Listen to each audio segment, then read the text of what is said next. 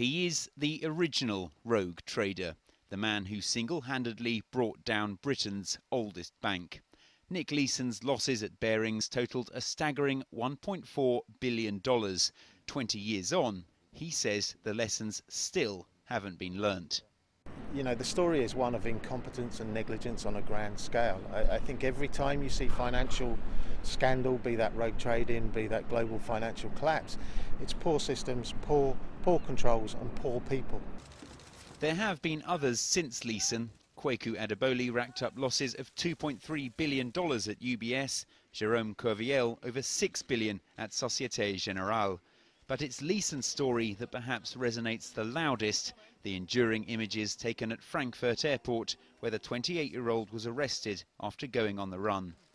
Leeson then spent 3.5 years behind bars in Singapore for fraud and illegal trading. But until the punishments extend to those higher up, he thinks there'll still be more to come. For me, the deterrent isn't good enough. The punishment isn't meaningful enough. And when you've got a situation like that, people aren't really scared that anything's going to be done to them. Maybe, you know, the chain of command needs to be looked at a lot more, and they need to be held accountable for the culture and the activities that exist within their organisation.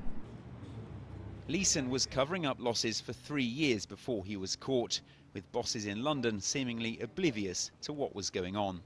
People were accepting what I was telling them, you know, so there was this inclination to believe, but they didn't really get behind the detail and look into it and challenge as they should have done. And that's the problem, you know, a severe lack of challenge during that time at Barings, and I think that exists to this day.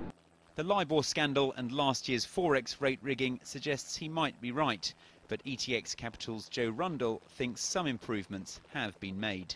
I think banks have largely self-regulated ahead of the regulators because there's so much persecution about banks now, especially coming into a UK election and then a US election.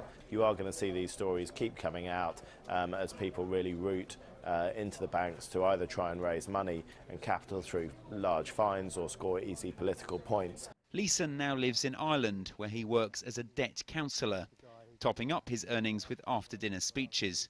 Although he won't be working in banking again, Leeson says he wouldn't stop his children from doing so, describing it as a fantastic place to work.